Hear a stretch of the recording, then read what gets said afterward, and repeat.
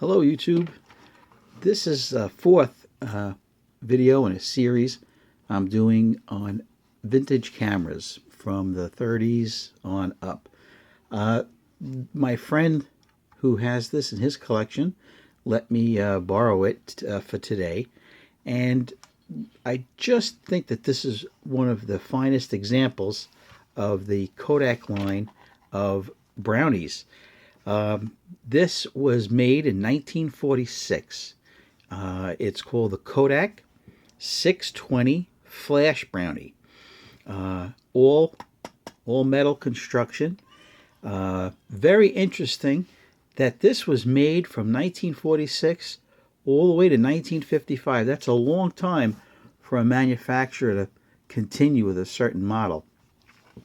This is packed with features for the day. For example, on the bottom here, it has this little lever where you can change the focus. When it's on this side, it says you can take a photograph from 5 feet to 10 feet. And if you watch the inside, did you see that? There's a lens that moves out of the way. And now you can take photographs beyond 10 feet. Very interesting, nice close-up lens feature for 1946. When you swing it around and you put the other lens in front, and now you can take pictures as close as 5 feet. Very interesting for the day. This is a medium format camera. It takes 620 film. That's why they named it the 620. It's similar to 120, except the 120 roll won't fit in here because the 620 has very thin spools. This takes a nice big negative. It's 2 1/4 by 3 1/4. We'll open it up and show you what that looks like. On the bottom is the open and lock tab to remove the film or add film. You swing it over to open. While we're at the bottom, I'll show you this tripod hole to put your tripod in. These two connectors at the top off where the flash, we'll get to that in a minute.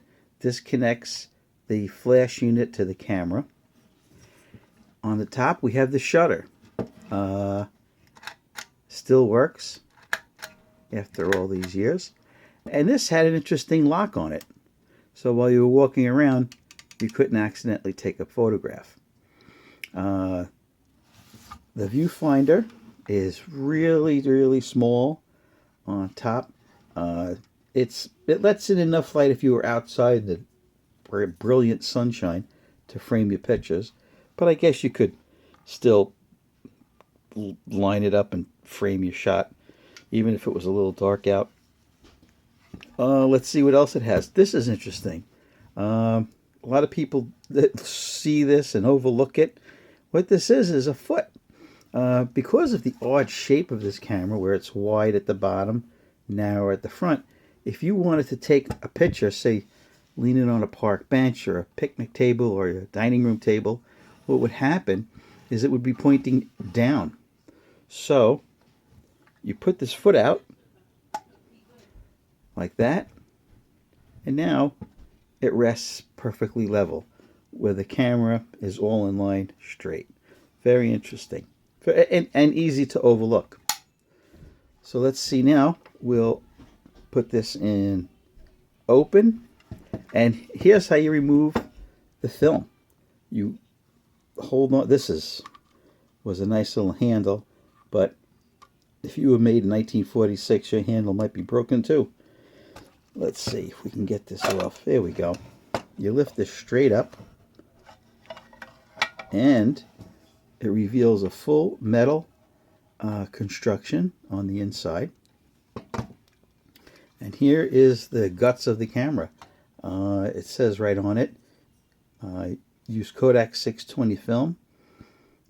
This camera does not take 120 film. And like I've said in previous videos, it's because the spools were very thin. The 120 film would actually fit on the roller, but the roller itself, the spool, wouldn't fit in a 620 camera. And this is how big your negative would be. Huge. This is a huge negative, 2¼ by 3¼ and this camera, I don't think, saw a lot of use. Very clean inside, no scratches to speak of. And you would put your film in. It says roll the film, thread the paper over the rollers. So you would thread it around this way. The lens would be here on this end, and it would put the light on your negative this way, and then it would roll around. And then to replace it, you just line it up. You slide it back in like this. Put it back together. Make sure you lock it on the bottom. And there you go. Now, let's get to why they call this the Flash Brownie. If you were lucky enough, or you had enough money back in the day, you could get the accessory, the flash unit. This is just incredible. Looks great. This is pretty old, having been manufactured in 1946. Simple flash reflector, black on the back, silver on the front. These are the bulbs. These are the flash bulbs that you'd have to purchase. We've come a long way to today's built-in electronic flashes and digital cameras. On the bottom of the flash unit, it says Made in USA, Eastman Kodak, Rochester, New York. Now these two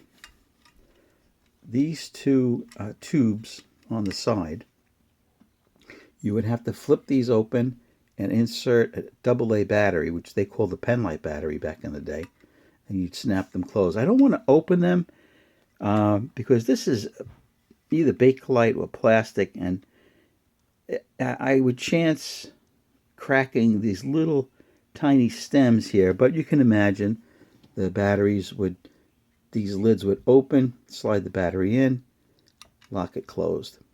And you can see here it says up, positive up, and positive down on this side. And then once you put two batteries in and your flash bulb, you would take the flash unit, sit it on top of the camera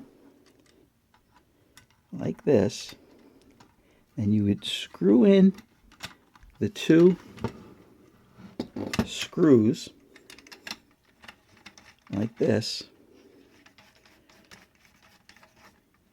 which would make the contact inside the camera so you can take great indoor flash pictures. And then after each flash picture, you would have to, of course, change this bulb, this flash bulb. And I'm sure that these flash bulbs were expensive in the day. So here you go. This is the Brownie, the Flash Brownie 620, made in the USA, 1946.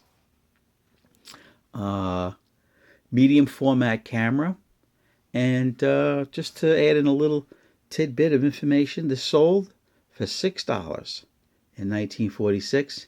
And today, because they made thousands upon thousands of these, today's value with the flash attachment with a bulb in an unused condition is currently trending at $25 on the internet. Of course, if you had the case and if you had the instruction manual, you would get a few dollars more. So there you go. That's today's vintage camera review. Have a great day.